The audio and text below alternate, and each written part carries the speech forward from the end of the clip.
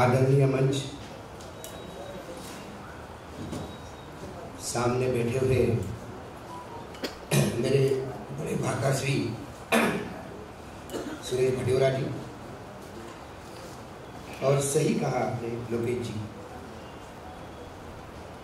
मुझे सुनने आए तमाम नासिक के टाइगर कहो, लायन कहो, सर्वप्रथम मैं अपनी श्रद्धांजलि देता हूँ, नतमस्तक होता हूँ दाभोलकर जी के शहादत पर। पिछले 1 महीने से लगातार भ्रमण पे हूँ, शहर शहर जा रहा हूँ, सुबह उठना और नाइट ट्रैवल करना। तो जब मैं वापस आया दिल्ली फर्स्ट फेज़ के चुनाव के चक्कर में, तो वायरल ने पकड़ लिया। फिर सोचा कार्यक्रम कैंसिल करूँ ना करूँ, लेकिन नाम ऐसा था दाभोलकर जी का, तो सोचा जाना चाहिए।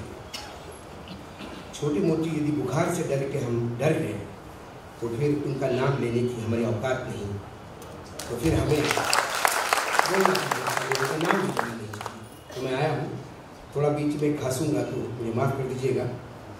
प्रयास वही होगा, जो बोलता हूँ वही मैं यही बोलूँगा, कोई अलग अलग बोल नहीं सकता, क्योंकि मैं नेता नहीं, मैं विचार नहीं बदल सकता। जो सामने दिखता है वो बताता हूँ। और मैं बार बार कहता हूँ कि हम उन पत्रकारों में से हैं जिनकी पत्रकारिता, हम नारद मुनि को हमारा गुरु नहीं मानते, हम संजय को मानते हैं महाभारत के, कि जो सामने देखता था वही उसने बताया। नारद को थोड़ा सा इधर उधर कर लेते थे, और फिर नारद जी को उसका भला भी मिलता था, कभी वर मिलता था, कभी कुछ बेनिफिट्स मिलते थे। ऐसे पत्रकार भी बहुत हैं हमारे बीच में, नारद वाले, लेकिन हम तो संजय वाले हैं। आज का विषय लोकतंत्र, संविधान और इलेक्टोरल बॉन्ड। लोकतंत्र और संविधान पे तो पिछले मैं 6 महीने से लगातार बोल रहा हूँ, और बहुत सारे स्पीचेस वायरल भी हो रहे हैं, लेकिन शायद इलेक्टोरल बॉन्ड पे पब्लिकली आज पहली बार बोलने जा रहा हूँ।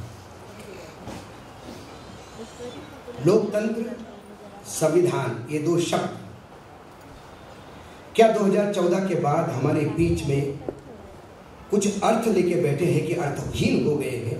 यह हमें सोचना होगा। लोकतंत्र के मायने ये नहीं कि आप चुनाव जीत के आते हैं और यदि आपको बहुमत बहुत ज़्यादा मिल गया तो एक मदमस्त हाथी जैसे आप इस देश पे शहंशाह करके राज करते हो। लोकतंत्र में आपको मदमस्त होने का अधिकार नहीं, क्योंकि संविधान का अंकुश हमेशा उस तानाशाह के सर पे रहता है। लेकिन कोई संविधान को ही न माने, संविधान की ही धज्जियां उड़ाए, तो मुझे लगता है फिर जन जागरण का समय आ गया है, एक और आज़ादी का समय आ गया है। बीच में एक राजनेता ने संविधान की धज्जियां उड़ाते हुए आपातकाल घोषित किया, तब अधनंगी, भूखी, गरीब, फटेहाल इस देश की जनता ने भी संविधान के रक्षण के लिए आवाज उठाई, और जो परिवर्तन हुआ वो इतिहास है। आज उस स्थिति से हम बहुत अच्छी स्थिति में हैं। आज आपातकाल के समय, 70s का वो समय और आज का समय, हम ना अधनंगे हैं ना भूखे हैं, लेकिन आज संविधान उससे भी ज्यादा बुरी तरह से रोंदा जा रहा है और हम चुप है। ये सबसे बड़ा संकट है। पत्रकार का काम उद्बोधन का नहीं है। टेलीविजन में हम बहुत ज्यादा 2 मिनट 3 मिनट का बाइट बहुत बड़ा होता है, और यूट्यूब में 10 मिनट का कार्यक्रम बहुत ज्यादा होता है।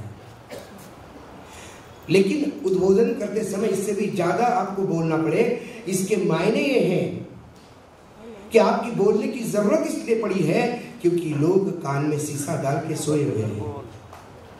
मैं अकेला नहीं हूं ये देख रहा हूं, मैं अकेला नहीं हूं जो मैं सुन रहा हूं, मैं अकेला नहीं हूं ये जो पढ़ रहा हूं। आप सब लोग पढ़े लिखे हैं, आप सब लोग जानते हैं आप सब लोग बुद्धिजीवी हैं, इसके बावजूद हम चुप क्यों हैं? लगातार संविधान पे हमले होते हैं, हम चुप क्यों हैं? लगातार झूठ बोला जाता है, हम चुप क्यों हैं? लगातार न्यायालयों के निर्णय की अवहेलना होती है, हम चुप क्यों हैं? हम किस बात का इंतजार कर रहे हैं? क्या हम इस बात का इंतजार कर रहे हैं कि सब कुछ समाप्त हो जाए, फिर से नए सृजन की व्यवस्था करें? या आपने सोचा कि आपकी जिंदगी तो आपने जी ली, अगले पीढ़ी के लिए आपका कोई दायित्व ही नहीं है तो सोते नहीं है, लेकिन अगले पीढ़ी के लिए कोई दायित्व हो।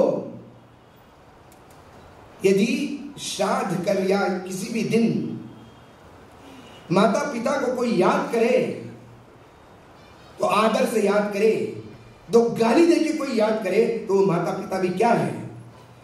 बोले कि ये हमारे माता पिता है। जब देश बर्बाद हो रहा था, ये एयर कंडीशन में सीरियल देख रहे थे ओटीटी पर। समय है जागरण का। 2024 के चुनाव का पर्व शुरू हो चुका है। हम किसी एक राजनीतिक व्यवस्था के फेवर में नहीं है, ना हम किसी एक राजनीतिक व्यवस्था के साथ हैं। हम लोकतंत्र चाहते हैं जहां विपक्ष की भी इज्जत हो। हम लोकतंत्र चाहते हैं जहां सामान्य इंसान भी लगे कि मेरी सरकार है, ये मेरा देश है, मैं हूं, सरकार के मायने मैं हूं। क्या ये स्थिति आपको दिखाई देती है? दो गुजराती बैठे हुए दिल्ली में अपने मन के हिसाब से सरकार चला रहे हैं और हम लगातार तालियों पर तालियां पीट रहे हैं। कभी कोई धर्म की अफीम चढ़ा देता है, तो कोई जातिवाद कहता है, या कोई कहता है ये नहीं है, इसके जगह कोई दूसरा नहीं, इसलिए यही सही। क्या 143 करोड़ का देश इतना खोखला हो गया? मैं दावे के साथ कहता हूं कि आज जितने हॉल में बैठे हैं उनमें से हर एक इंसान का IQ इन दोनों गुजरातियों से कई गुना अच्छा है, कई गुना ज्यादा है। अनपढ़ और गवार इस देश में आपने बिठा दिए। सवाल अनपढ़ गवार का नहीं है। धीरू भाई अंबानी भी अनपढ़ थे, इतने कोई डिग्रियां नहीं थी, लेकिन वो जानते थे कि उन्हें क्या करना है। और जब वो जानते थे उन्हें क्या करना है, तो जब अपने लक्ष्य की ओर चले तो उन्होंने लगातार अपने साथ ऐसे लोग रखे कि अपना लक्ष्य पार करें। ये दोनों बौने हैं और अपने साथ अपने से भी छोटे बौने लेके घूम रहे हैं, और इन्हीं बौनों के बीच में अपने आप को महिमामंडित करते हैं कि हम विश्व गुरु हैं। किस बात की संविधान की बात करेंगे? प्रधानमंत्री अभी हाल ही में एक जगह कह बैठे कि आंबेडकर जी भी आएंगे तो संविधान नहीं बदल पाएंगे, संविधान बदलने नहीं दूंगा। तो मेरा आज प्रश्न है प्रधानमंत्री जी से इसी मंच से, और लगातार मैं ये प्रश्न पूछता हूं, ये विवेक देबरॉय कौन है? ये अरुण गोविल कौन है? ये हेगड़े कौन है? ये ललन सिंह कौन है? यदि कोई नहीं है तो ठीक है, और यदि उनका वजूद है कि एक आपका सांसद है, सांसद का चुनाव लड़ रहा है मेरठ से, कोई कहां से सांसद का चुनाव लड़ रहा है, और एक तो आपके जो प्रधानमंत्री की इकोनॉमिकल एडवाइजरी कमेटी होती है उसके चेयरमैन है। यदि ये लोग कहते हैं कि संविधान बदलना है और हम संविधान बदलने जा रहे हैं, और प्रधानमंत्री कहते हैं कि हम संविधान बदलने नहीं देंगे, तो इसमें सही कौन और झूठ कौन है प्रधानमंत्री कब तो बताएंगे। और यदि प्रधानमंत्री सही है तो इन झूठों पे उन्होंने क्या एक्शन ली? क्या मेरे प्रधानमंत्री के सलाहकार हो सकते हैं जो बाबा साहब के आंबेडकर के संविधान में विश्वास ही नहीं रखते? और यदि जो आदमी संविधान में विश्वास नहीं रखता वो इस देश के प्रधानमंत्री को क्या सलाह देता होगा? क्या प्रधानमंत्री का जिस पार्टी से उस पार्टी का नुमाइंदा मेरठ में चुनाव लड़ता है, सांसद का अरुण गोविल, यदि वो गलत है तो वो सांसद का चुनाव क्यों लड़ रहा है? ये इन लोगों की बहुत पुरानी आदत है।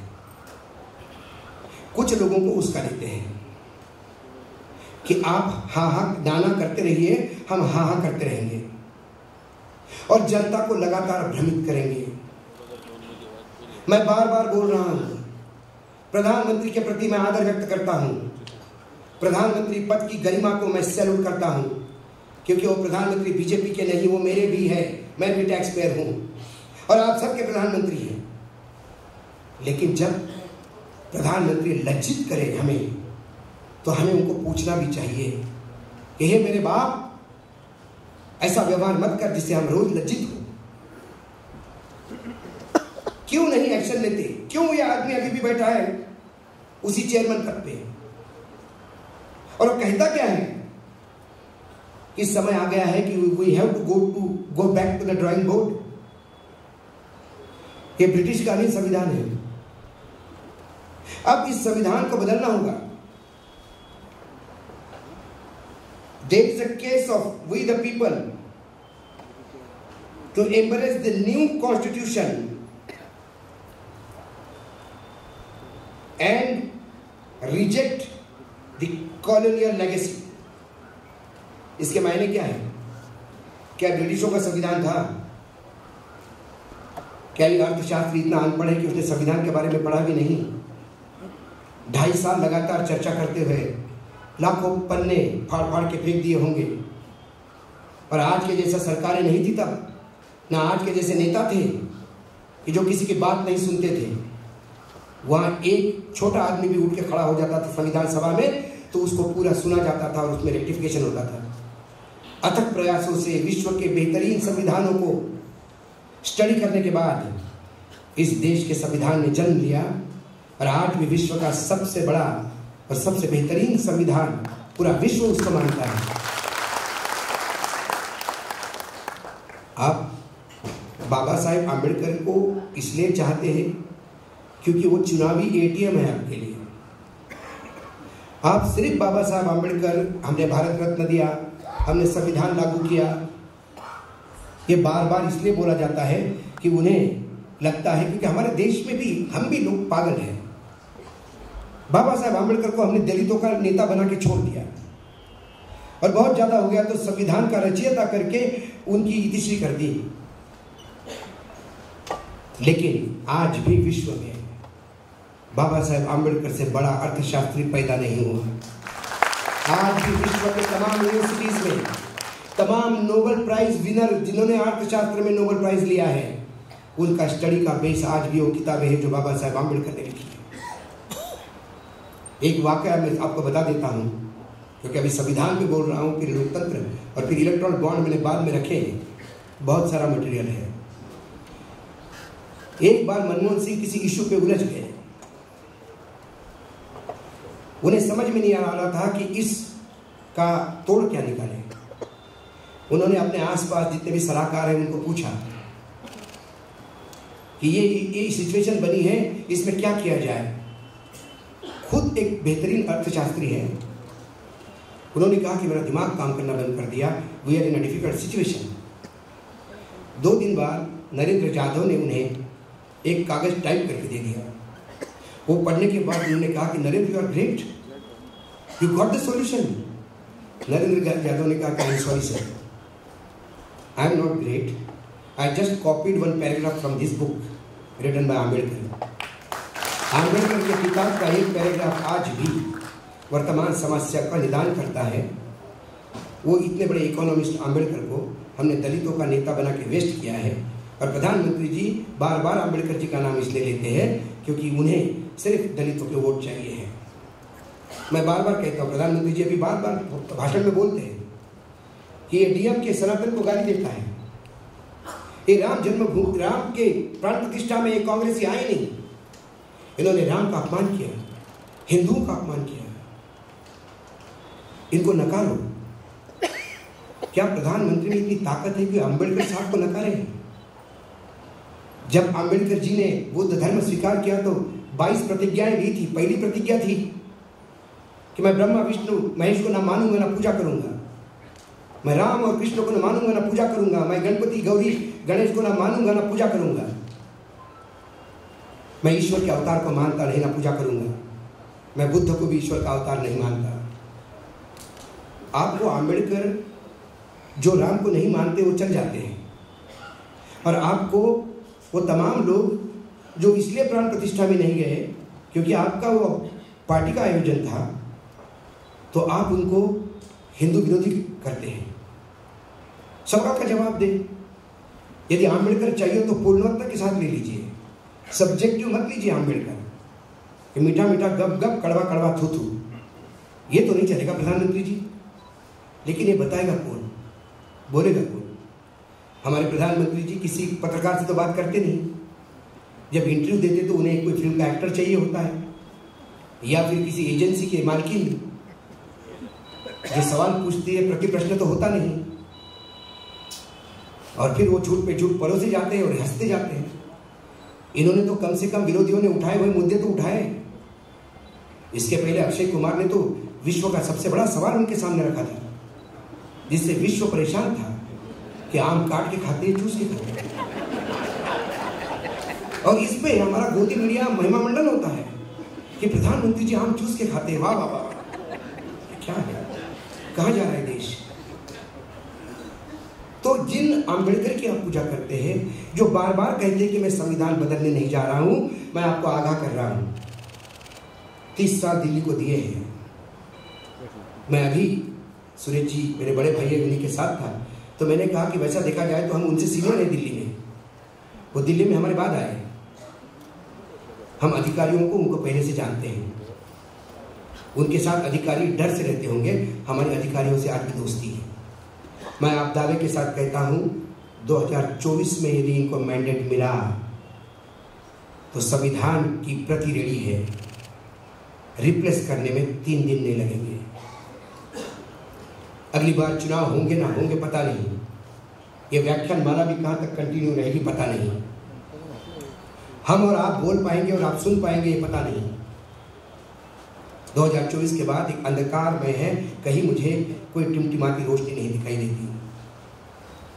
और उस रोशनी पैदा करने के लिए ही ये जागर हम लगातार कर रहे हैं।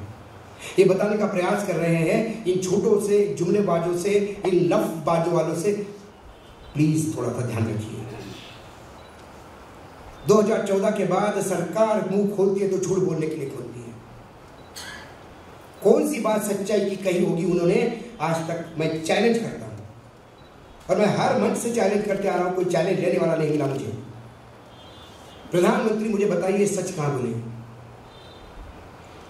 प्रधानमंत्री के तमाम वक्तव्य ला के देखेंगे, चाहे निजी जीवन के बारे में बोले हो, चाहे सार्वजनिक जीवन के बारे में बोले हो, चाहे राजनीतिक जीवन के बारे में बोले हो, चाहे अंतर्राष्ट्रीय स्तर के इश्यूज के बारे में बोले हो, चाहे घरेलू इश्यूज के बारे में बोले हो, सिवाय झूठ के कुछ नहीं परोसा। लोग सवाल नहीं पूछते, इसका मतलब ये मत मानिए कि आपका झूठ लोगों ने एक्सेप्ट कर लिया। झूठ झूठ होता है और दिखता है, और यही झूठ जब सामने आता है तो उससे बड़ा झूठ फेंका जाता है। जब आप कहते हो कि 2022 में किसानों की आय दुगनी होनी थी, तो आपको बोला जाता है कि 2047 में देश एक नए कलेवर में होगा। आप 2022 भूल के 2047 का सपना सर पे लेके घूमते हो।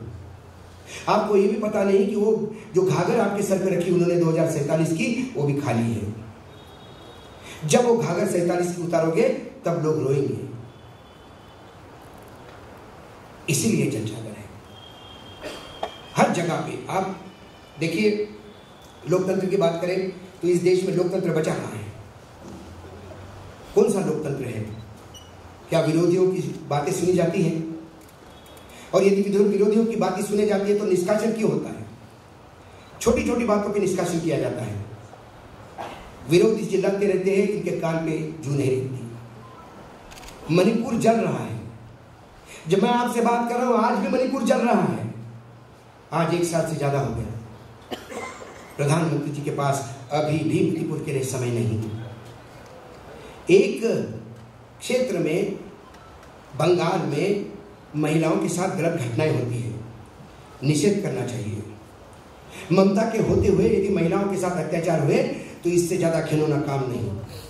ये ममता बनर्जी की जवाबदेही बनती है और सवाल पूछने चाहिए। लेकिन फिर जवाबदेही तो मणिपुर पे भी बनेगी, जवाबदेही तो उन महिला पहलवानों के बारे में भी बनेगी कि आज उस व्यभिचारी सांसद का टिकट काटने में आज भी इनको नानी याद आ रही है। आज भी केसरगंज की टिकट आज भी अनाउंस नहीं हुई है। क्योंकि वो इंतज़ार कर रहे हैं कि पहले फेज का चुनाव हो जाए, दूसरे फेज का चुनाव हो जाए। जब चुनाव हो जाए तो धीरे से टिकट दे दे ताकि इसका बवाल न हो। आपको व्यभिचारी भी चाहिए, आपको भ्रष्टाचारी भी चाहिए। आपको BHU में एक लड़की के साथ, IIT की लड़की के साथ अत्याचार हुआ, उसकी इज्जत लूट ली गई। इज्जत लूटने वाले बीजेपी के नेता थे, पकड़े, मालूम था कौन नेता है। इसके बाद 1 महीने तक पुलिस उनको पकड़ नहीं पाई क्योंकि वो मध्य प्रदेश में होने वाले चुनाव में बिजी थे। और ये महिला सशक्तिकरण की बात करते हैं। गुजरात में लॉ यूनिवर्सिटी है, लॉ यूनिवर्सिटी की महिलाओं के हॉस्टल में सामूहिक व्यभिचार हुआ है और वहां लड़कों को भी नहीं छोड़ा गया। कंप्लेंट रजिस्टर नहीं हुई। जब एक लड़की ने सोशल मीडिया पे लिया, सैल्यूट करता हूं उस जय साहिबा को जो इंटरिम चीफ जस्टिस थी, उसने उस सोशल मीडिया के अकाउंट को suo motu writ petition file करवाई, एक कमेटी बनाई और जब कमेटी की रिपोर्ट आई तो लोगों की आंखें खुली की खुली रह गई। ये है उस गुजरात का राम राज्य जहां 35 साल से बीजेपी काम कर रही, राज्य कर रही है और 10 साल से डबल इंजन की सरकार चल रही है। प्रधानमंत्री जी के पास कभी समय मिला उन लड़कियों को मिलने का कि व्यभिचार नाम की चीज सिर्फ विपक्ष की सरकारों के बीच में होती है। यदि बीजेपी की सरकार में कुछ हुआ तो उस व्यभिचार को सदाचार समझा जाए। ये कौन सी लोकतंत्र है?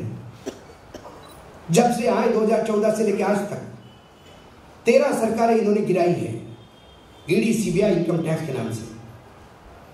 चुनाव लड़ते हैं, जीतते हैं तो सरकार बनाते हैं, चुनाव हारते हैं तो 6 महीने के अंदर सरकार गिरा के सरकार बनाते हैं, खो के दे के बोके खरीदते हैं या फिर ईडी के गन पॉइंट पे लोगों को ले आते हैं और कहते हैं हम लोकतंत्र में विश्वास रखते हैं। कौन से लोकतंत्र में विश्वास करते हैं? क्या इन लोगों को पता नहीं है? क्या आप लोगों को पता नहीं है? कौन रामलला को लाया? इनमें औकात होती तो अध्यादेश लाते, इन्हें औकात होती तो कानून पास करते कि राम का मंदिर बनाना चाहिए। राज्यसभा में आपके पास मेजोरिटी नहीं थी तो फिर 370 के लिए कैसा राज्यसभा में चले गए? तब कैसा जुगाड़ हुआ मेजोरिटी का? राम के नाम पे क्यों नहीं हुआ? आपकी हिम्मत नहीं होती थी। फिर सर्वोच्च न्यायालय के निर्णय के बाद जब मंदिर बनता है तो उसका क्रेडिट आप लेते हैं और कहते हैं कि मैंने राम को लाया है। आप इतने बड़े हो गए और राम को ले आएंगे? इतना अहंकार तो रावण को भी नहीं हुआ था। और जब थोड़ा बहुत हुआ था तो शिवजी ने एक अंगूठे से बता दिया था तेरी औकात क्या है। आज उस शिवजी का रूप जनता जनार्दन को धारण करना होगा। इस रावण को बताना होगा इसकी जगह कहां है। और इसके लिए आने वाला चुनाव, हमारे देश की आर्थिक स्थिति, हम किसी भी दिन लंका की स्थिति पे जाने वाले हैं। हमारे देश के ऊपर 200 लाख के ऊपर का कर्जा है। पिछले बजट में 50% से ज्यादा हमारे देश की कमाई सिर्फ ब्याज में हमने दी है। 27-28 का बजट जो होगा उसका प्रोजेक्शन मैं बता रहा हूं आपको, जितनी आपकी इनकम होगी देश की वो पूरी की पूरी ब्याज और इंस्टॉलमेंट में जाएगी। ये देश का बजट पूरा टोटल 100% डेफिसिट होगा। कहां से करेंगे? कितने टैक्सेस लगाएंगे? किसको जवाब देंगे? प्रधानमंत्री, वित्त मंत्री हाउस में कहती है कि हमने पेट्रोल के प्राइसेस इसलिए बढ़ाए क्योंकि मनमोहन सिंह ने 1 करोड़ 30 लाख रुपए के बॉन्ड खरीदे, पेट्रोल बॉन्ड। वो बॉन्ड 10 साल की नहीं थी, 10,000 करोड़ का हर साल का ब्याज था। ठीक है, आपने वो पैसा वापस किया, लेकिन उसके ऊपर उसके नाम पे जो आपने एक्साइज बढ़ाई तो टोटल आपने 1 करोड़ 30 लाख का टोटल 2 करोड़ के आसपास, 2-2.25 करोड़ के आसपास आपने वापस किए। और एक्साइज बढ़ा के आपने उन 7 सालों में 7 लाख करोड़ इकट्ठा किए। 7 लाख करोड़ आप 2 लाख करोड़ का कर्जा चुकाने के लिए इकट्ठा करते हो और बदनाम किसी और को करते हो। ये इनकी इकोनॉमिक्स है।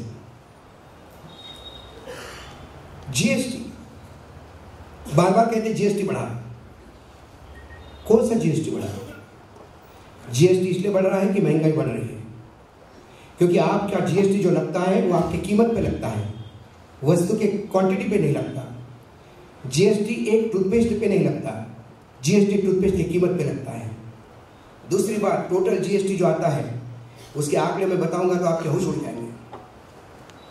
टोटल जीएसटी जो स्टेट का जीएसटी है, और फिर इसके बाद तीन टाइप के जीएसटी होते हैं।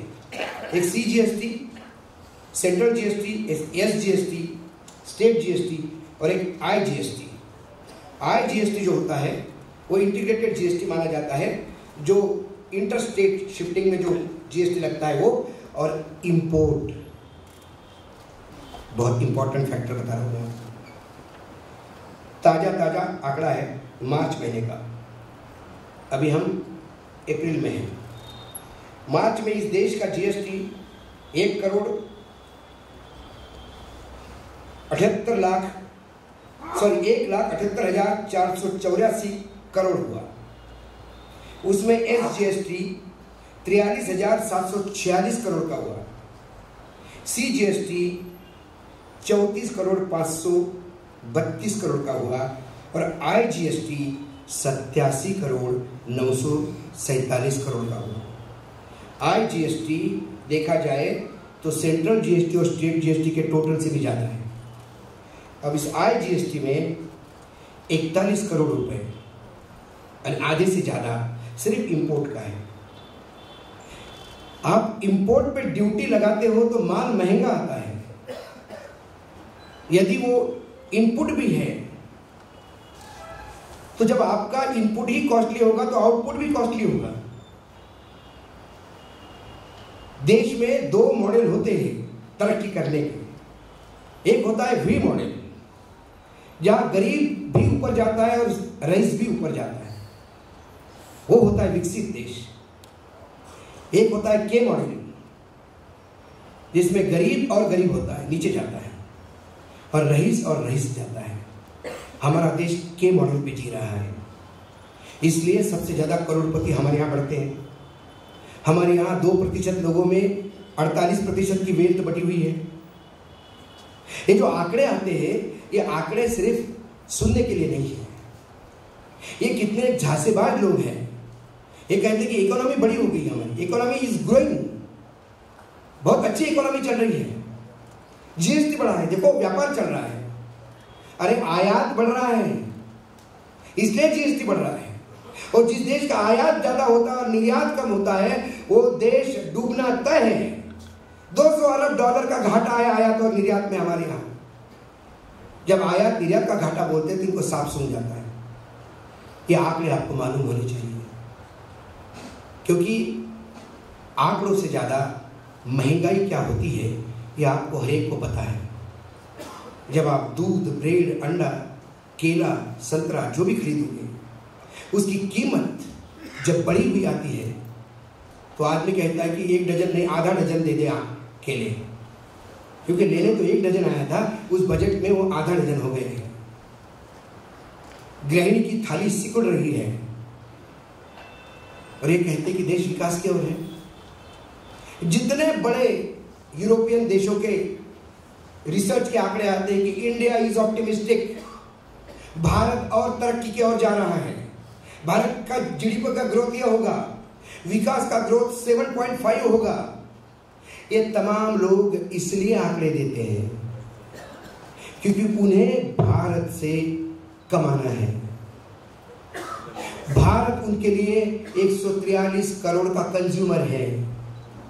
एक मैगी 2 महीने के लिए हमने खरीदना बंद कर दी, फैक्ट्री बंद होने के लिए आई थी, रुकी, कंपनी वाइंड अप हो जाती। इसलिए ये लगातार सरकार को कहते कि ऐसी ही योजनाएं बनाते रखो, ऐसा ही हमारा स्वागत करते रहो, ऐसे ही इस देश को डुबाते रहो, हम आपको झांसा देते रहेंगे कि आप बहुत अच्छा कर रहे हैं। इसीलिए आंकड़ों के साथ कभी विश्वास मत करो, इनके आंकड़े खुद को कॉन्ट्रडिक्ट करते हैं।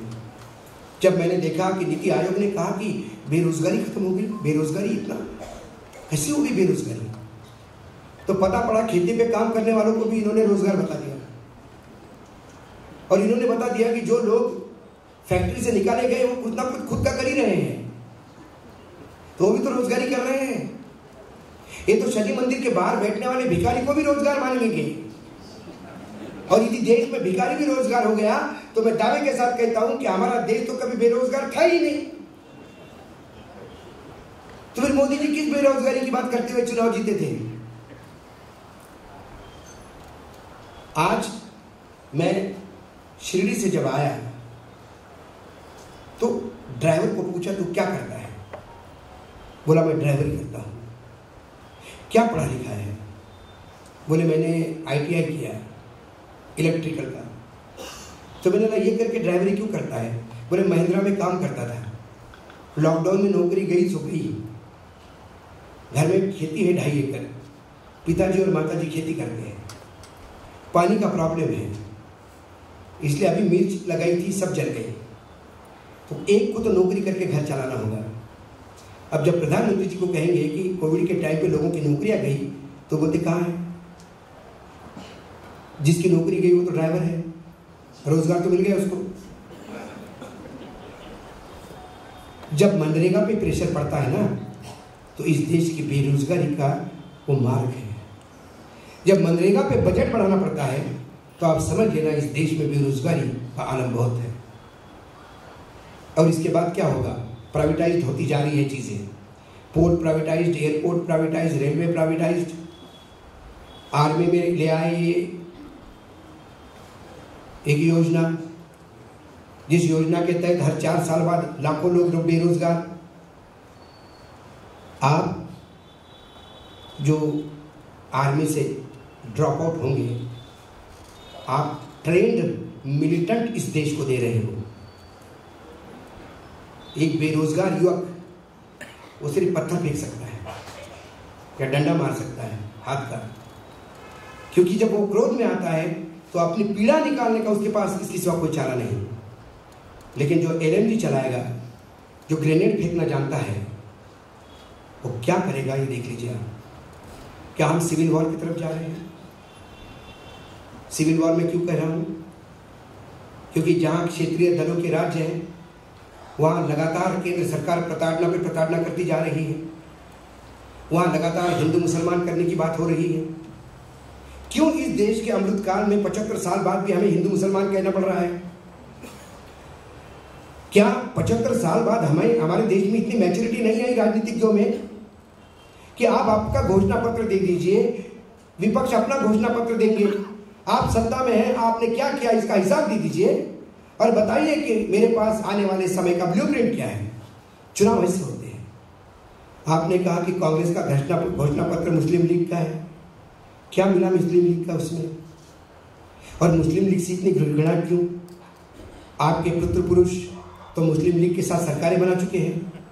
जिस बाला साहब ठाकरे का नाम लेते हुए आप थकते नहीं, उन्होंने एक कारपोरेशन का चुनाव मुस्लिम लीग के साथ मिलकर लड़ा था। क्योंकि इनको सी प्रॉब्लम इनके साथ यही कि इनको इतिहास पता नहीं, ये पढ़े लिखे नहीं है, और अनपढ़ गंवारों से आप क्या अपेक्षा कर सकते हैं?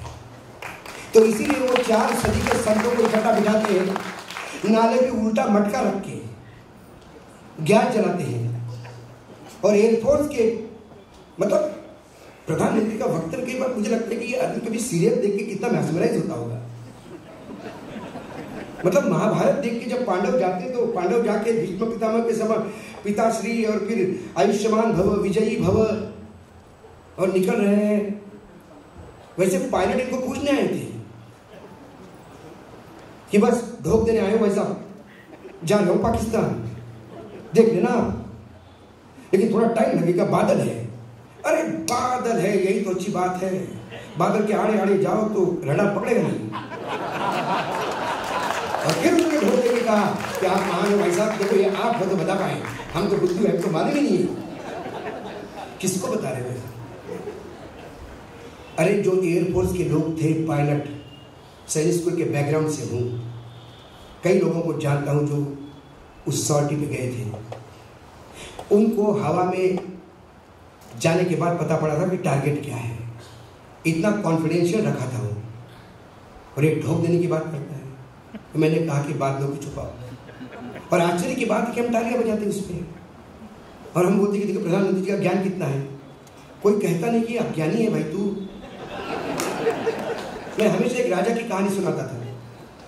एक राजा था, उसको किसने बोला कि एक ऐसा कपड़ा आता है कि बिल्कुल लाइट कपड़ा, राजा साहब, एक मलमल बेहतरीन क्वालिटी का विश्व में बन रहा है, वो आपके पास नहीं है। राजा का जन्मदिन था, राजा ने आदेश दिया कि मुझे वही कपड़ा चाहिए। विश्व के बेहतरीन मलमल लाए गए, राजा को कपड़े पहनाए गए, और राजा को एक फील होता ही है। अब उधर राजा को मेरौनक निकलनी थी बाहर, लोग इंतजार कर रहे रोड पे। अब क्या करें? जो राजा के वजीर थे उन्होंने कहा कि आप सब लोग जाओ, मैं लाता हूँ राजा को। वो गए, राजा के पूरे कपड़े उतारे, बोले अब मैं कपड़ा लाया, हाथ ऊपर करिए। बोले हवा में ऐसा किया, क्या बढ़िया दिख रहा है, फील हो रहा है? राजा बोले बिल्कुल ही फील नहीं हो रहा है, ऐसा लगी नहीं ये कपड़े पहने। बोले ये मलमल है जिसका आप इंतजार कर रहे थे। राजा हाथी पे बैठा और हाथी में मेरौनक निकली, पूरा राज्य घोष कर रहा है कि ऐसा मलमल देखो कि राजा ने मलमल पहना है। एक छोटा बच्चा था, उसने माँ को पूछा, मैं नंगा घूमता हूं तो तू मुझे मारती है, राजा तो नंगा घूम रहा है। तब उस माँ ने कहा चुप रहे। तो ये बात राजा के कान पे सुनाई दी। उसने महंत को पूछा, ये सुन, नंगा हो क्या? तो बोला नहीं माँ साहब, आपने तो बेहतरीन वो मलमल पहना है, फील होने वाला। बोले अब भी यहीं से सूली दे दूंगा तुझे, हाथी के पैर के नीचे। तो बता दिख कैसा रहा हूँ? सब नंगा दिख रहा हूँ ना? बोला हाँ साहब नंगे ही दिख रहा हूँ। तो हमारे यहाँ की राजा की स्थिति यह है, किसी को तो बच्चा बन के बोलना पड़ेगा कि राजा तू नंगा दिख रहा है। सवाल यह है कि हमारे कैबिनेट सारे कव्वाल बैठे हैं, दो गाते हैं और बाकी तालियां बजाते हैं। अरे कभी तो एक आध बार शास्त्रीय संगीत का भी कंसर्ट रखो कि मुख्य गायक की आवाज उखड़ गई तो पीछे शिष्य तान पकड़ के वो सुर लगा ले, क्योंकि सुर लगाने वाले लोग ही नहीं है। जब बेसुरे इकट्ठा करोगे तो सुर लगाने वाले कहां मिलोगे? तो ये कव्वालियों का एक झुंड है, और तब से हम भी, पूरा देश भी आज यहां हम भी देखेंगे क्रिकेट कव्वाली बजा रहा है। समय आ गया है कि आपको इस बात को रोकना होगा। मैं बार बार कहता हूं, आंबेडकर जी ने एक बात कही थी कि इस देश का राजा हमेशा रानी के पेट से पैदा होता है। मैंने भिखारी को भी राजा बनने का अधिकार दे दिया है, लेकिन तब उन्हें मालूम नहीं था। शायद बाबा साहब कहीं गलत कर गए। मैं बाबा साहब से माफी मांग के ये बात कह रहा हूं कि कुछ भिखारी ऐसे भी होते हैं कि राजा बनने के बाद वो तानाशाह बन जाते हैं, और ये डर उनको था। जब 26 नवंबर को 1949 संविधान सभा ने अंगीकृत किया संविधान को, उसके पहले 25 तारीख को बाबा साहब का ड्राफ्टिंग कमेटी के चेयरमैन होने के नाते एक भाषण था। तब उन्होंने कहा था, मैंने संविधान तो बहुत बेहतरीन हमने प्रयास करके बनाया है, लेकिन मुझे एक डर है आने वाले समय में कहीं हम लोकतांत्रिक तानाशाह तो पैदा नहीं करेंगे। और वो डर इसलिए है क्योंकि यहां व्यक्ति पूजा बहुत होती है, यहां घोर असमानताएं हैं, शिक्षण का अभाव है, और एक लॉ मिनिस्टर होने के नाते मैंने बहुत नजदीक से ये चीजें देखी है। जब शिक्षण का अभाव हो, समाज में असमानताएं हो, और जब व्यक्ति पूजक बैठ जाता है, व्यक्ति पूजा करवाने वाला बैठ जाता है, और पूजा करने वालों की भीड़ बन जाती है, तो फिर एक लोकतांत्रिक तानाशाही हो जाती है। और आज हम लोकतंत्र के मुखौटे में एक तानाशाही झेल रहे हैं। आज हर एक को डर है, आज हर व्यापारी को डर है कि कल मैं फ्लैट खरीदूं कि नहीं खरीदूं। यदि मैंने जमीन में इन्वेस्ट किया तो इनकम टैक्स वाला तो घर नहीं आएगा। ये डर किस बात का? आपका देश है, आपका पैसा है, इनकम टैक्स वाले आपके नौकर हैं, वो आपको फैसिलिटेट करते हैं। ये ईडी वाले, इनकम टैक्स वाले, सीबीआई वाले आपके बाप कब बन गए? क्योंकि इनको बाप बनाने वाला इनका बाप इनसे वसूली करवाता है, और उसी वसूली पे जब हम आएंगे तो इलेक्टोरल बॉन्ड का जन्म होता है। जब संविधान के तहत लोकतंत्र में संविधान के तहत जब आर्थिक व्याभिचार करना हो तो कैसा किया जाए, इस पर एक मंडली बैठती है 2017 में और बोलती है कि संविधान के दायरे में होना चाहिए। लेकिन आर्थिक व्यभिचार में भ्रष्टाचार नहीं कहना, उसको व्यभिचार है। भ्रष्टाचार व्यभिचार का एक अंग हो सकता है, वो भी आगे बताऊंगा। तो ये जब भ्रष्टाचार व्यभिचार हमें संविधान के अनुरूप करना है तो क्या करना पड़ेगा। तो फिर कई जुगाड़ू इकट्ठा हो गए। फिर उनमें एक इलेक्ट्रल बॉन्ड का जन्म हुआ। इलेक्ट्रल बॉन्ड क्या है?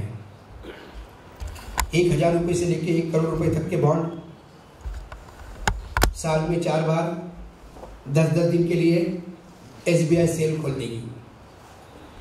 जो खरीदेगा उसके कंपनी को पता होगा, SBI को पता होगा किसने खरीदे,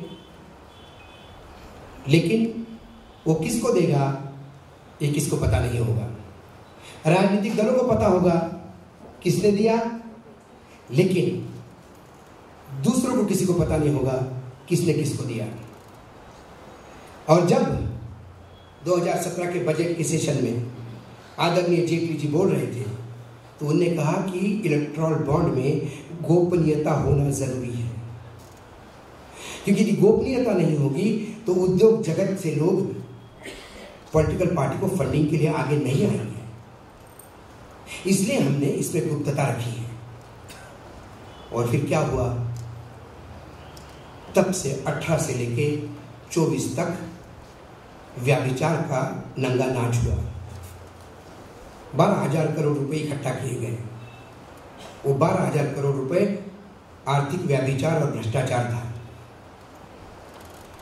और जब इलेक्शन कमीशन को ये, जब चुनाव आयोग को ये पूछा गया कि ये डिटेल आप क्यों नहीं देते, तो उन्होंने कहा कि ये SBI नहीं देगी।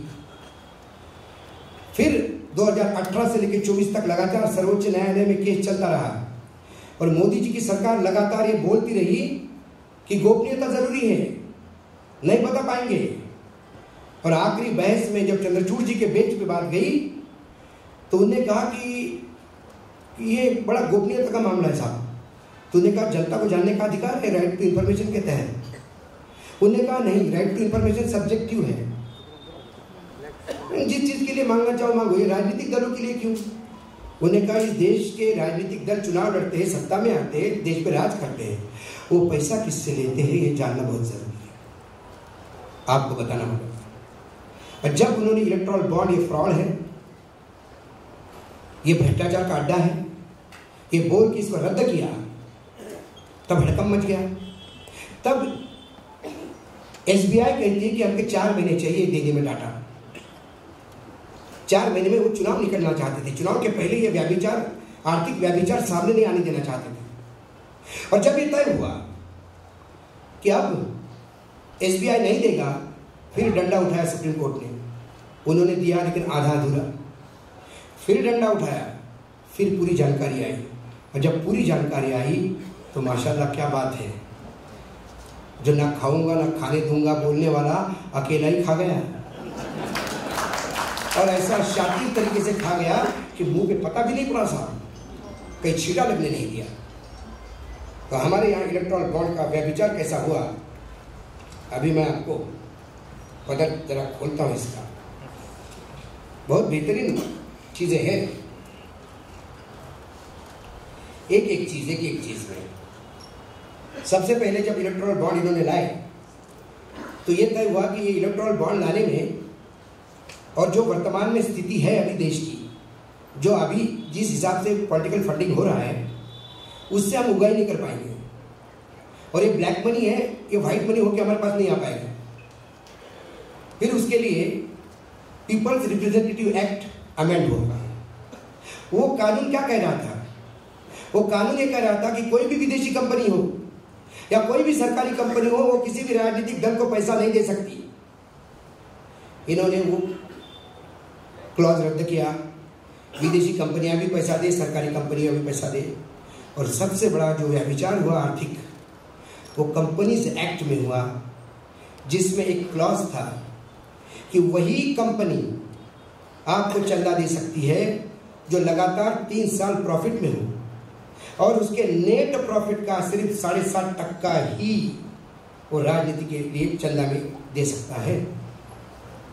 इनको लगा ये तो बहुत ही कम हो गया, तो फिर अपने को तो बहुत सारा निपटना है, अभी इतने दिन के भूखे हैं। उन्होंने वो क्लॉज भी बंद कर दिया। अब उसके मायने क्या हो गए?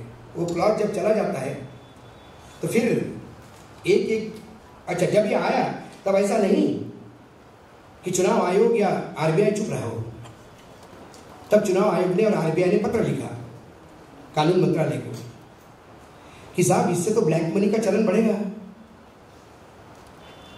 और चुनाव आयोग ने कहा कि ये तो आप कैसा किसी को गोपनीय रख सकते हैं? अभी तो हमारे यहाँ एक सुविधा है कि 20,000 से ज्यादा का आप पैसा देते हो तो वो कंपनी को अपने बुक्स में दिखाना होता है और इधर भी दिखाना होता है। चुनाव आयोग में भी आपको डिटेल देने पड़ते हैं। कुछ कंपनियों ने एक ट्रस्ट बनाया कि 8-10 कंपनियों ने मिलकर एक ट्रस्ट बनाया कि हम ट्रस्ट को पैसा देंगे और ट्रस्ट हमारी तरफ से पॉलिटिकल पार्टी को पैसा देंगे। वो भी चल रहा था। इन्होंने वो पुराना 20,000 वगैरह सब बंद कर दिया और कहा जो भी पैसा होगा आप सिर्फ इलेक्ट्रॉल बॉन्ड से दिया जाएगा। और फिर इलेक्ट्रॉल बॉन्ड जब शुरू हुए देना, तो ये जब मुझे याद है कि जब उस समय जब जेटली जी को किसी ने पूछा तो जेटली जी ने कहा कि nothing wrong in that bond. और वो आरबीआई के अधिकारियों को मैंने बोला है, इलेक्शन कमीशन के लोगों को भी बोला है कि आपस में बैठ के तय कर लो। तब इलेक्शन कमीशन में जो लोग थे, जब मेरी उनसे बात होगी तब बोले, उन्होंने हमको लॉ मिनिस्टर ने कहा कि आप चिंता मत करो, जो डर है आपका हम होने नहीं देंगे। मैंने बोला उन्होंने ऑलरेडी बोला और आप मान गए और आपने कर दिया। और उसके बाद फिर पैसा आना शुरू हो गया। ये पैसे आने का टोटल जो बॉन्ड है वो 12,000 के आसपास करोड़ के आसपास गए। उसमें से 6,986 करोड़ अकेले बीजेपी को मिले। उसके बाद आप पार्टी का नाम और देखिए सत्ता में होने वाले लोगों को ही पैसा क्यों मिलता है, ये भी आपको समझ में आ जाएगा। ये कैसा व्यभिचार था। बीजेपी सबसे ज्यादा 6,988 करोड़ रुपए, टीएमसी 1,397 करोड़ रुपए, कांग्रेस 1,334 करोड़ रुपए, बीआरएस आंध्र तेलंगाना छोटा राज्य लेकिन 1,322 करोड़ रुपए, डीएम के तमिलनाडु में सत्ता में 656 करोड़ रुपए, फिर ये बीजेडी 944 करोड़ रुपए क्योंकि उड़ीसा में सत्ता में है, वाईएसआर आंध्र प्रदेश 442 करोड़ रुपए, लेकिन फिर समाजवादी 14 करोड़ रुपए, ये छोटे छोटे बेचारे जो सत्ता में नहीं, अकाली दल 7 करोड़ रुपए, 1-2 दल ऐसे भी जिनको 50-50 लाख रुपए दिए। अब उसमें क्या हुआ, हम बार बार कहते हैं, हमारी कई नेताओं से बात होती है, हमने कहा बोफर्स से बड़ा स्कैंडल है ये, लोग चुप क्यों हैं? हुआ ये हमाम में सब नंगे हैं, सब ने चंदा दिया। एक लॉटरी किंग है, उसने सबसे ज्यादा चंदा दिया, उसके ऊपर कई राज्यों में केस है, लेकिन उसके बारे में बोलने को भी तैयार नहीं है। दीदी ने भी पैसा लिया, बीजेपी ने भी पैसा लिया, कांग्रेस ने भी पैसा लिया। मुझे एक किस्सा याद आ रहा है, अभिलाष खांडेकर अभी मध्य प्रदेश क्रिकेट एसोसिएशन के अध्यक्ष हैं। वो यहाँ पे जब दिव्य भास्कर लॉन्च हुआ मराठी में तो उसके ग्रुप एडिटर भी थे और वो स्पोर्ट्स एडिटर थे फ्री प्रेस जर्नल में। जब मैं काम कर रहा था साथ में, बहुत अच्छी दोस्ती थी। उनकी शादी हुई तो शादी में महाराजा सिंधिया को आना था क्योंकि सिंधिया जी के बड़े व्यक्तिगत संबंध थे उनके। तो सिंधिया जी कुछ व्हिप जारी होगी पार्लियामेंट में तो नहीं आ पाए, लेकिन दूसरे दिन तुरंत आ गए। तो अभिलाष का फोन आया कि यार महाराज साहब आ रहे हैं तो तुम घर पे आ जाओ, 2-4 लोग तो अच्छा लगेगा। तो हम गए तो महाराज जी ने किस्सा सुनाया। महाराज ने कहा कि कल रात को मुझे हिंदुस्तान टाइम्स के रिपोर्टर का फोन आया, साहब एक बहुत बड़े कॉलगर्ल का रैकेट पकड़ा गया और उसमें कई बड़े बड़े ब्यूरोक्रेट और नेताओं का नाम है। तो बोला मैंने सुबह सुबह अखबार खोला, कौन कौन महामहिम है आज पता पड़ जाएगा। पूरे अखबार में एक लाइन भी नहीं थी। मैंने उस रिपोर्टर को फोन किया, क्या तुम मजाक करता है क्या मेरे साथ? बोला बोले नहीं साहब, वो खबर छपने ही जाने वाली थी, 3 नाम और आए और वो बड़े संपादक थे।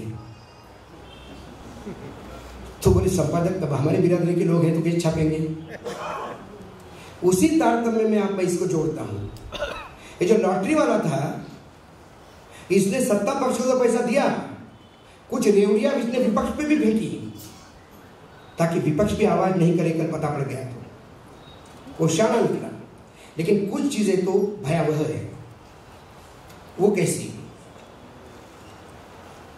अब कुछ कंपनियां हैं, मेगा इंफ्रास्ट्रक्चर प्राइवेट लिमिटेड, ये 14,400 करोड़ का इसको ठाणे बरौली का प्रोजेक्ट मिला। वेस्टर्न यूपी ट्रांसमिशन पावर, ये भी इसी की है। इसने सबसे ज्यादा पैसा बीजेपी को दिया, उन तमाम राज्यों में दिया जहां सरकारें हैं, और वो पैसा बॉन्ड खरीदने की डेट जो है वो वही है, यहां ठेका मिला वहां पैसा दिया। तो ये ठेके के एवज में कमीशन लेने की बात थी, चाहे केसीआर हो बीआरएस के या फिर नरेंद्र मोदी हो बीजेपी के, सब ने कमीशन से पैसा दिया। इन कंपनियों का इतिहास नहीं है कि इन्होंने लंबा चौड़ा पहले से पॉलिटिकल फंडिंग करते आ रहे हैं। कई कंपनियां हैं जो सालों से पॉलिटिकल फंडिंग करते आ रहे हैं। ये तभी करते हैं पॉलिटिकल फंडिंग जब इन्हें प्रोजेक्ट मिलता है। ये उसी को इलेक्टोरल बॉन्ड देते हैं जिसने इनको प्रोजेक्ट दिया है। ये है रिश्वत। कई कंपनियां हैं, वेदांता है, वेदांता ने 400 करोड़ रुपए फंडिंग किया, बीजेपी को 150 करोड़ दिया, बीजेडी को 40 करोड़ दिया, क्योंकि उनका वहां पे सारा माइनिंग का काम है, उड़ीसा में माइनिंग है। लेकिन सरप्राइजिंगली 125 करोड़ रुपए कांग्रेस को मिला। तब हमने ढूंढा मिला कांग्रेस को क्यों दिया, तो पता पड़ा कि बाड़मेर राजस्थान में इनके ऊपर एनवायरमेंट वायलेशन के एक प्रोजेक्ट पे नोटिस थे। वो प्लांट बंद होने की कगार पे था। 125 करोड़ रुपए कांग्रेस को दिया, और पॉल्यूशन वालों ने बोला ठीक है, अब ठीक हो गया, अब पॉल्यूशन नहीं है, और प्लांट चलता गया। जलान साहब एक ग्रुप है इनका, छोटी छोटी कंपनियां हैं प्राइवेट लिमिटेड, 6 से 16 करोड़ रुपए दिए इन्होंने। उसमें बीजेपी को 351 करोड़ रुपए है, टीएमसी को 65 करोड़ रुपए है।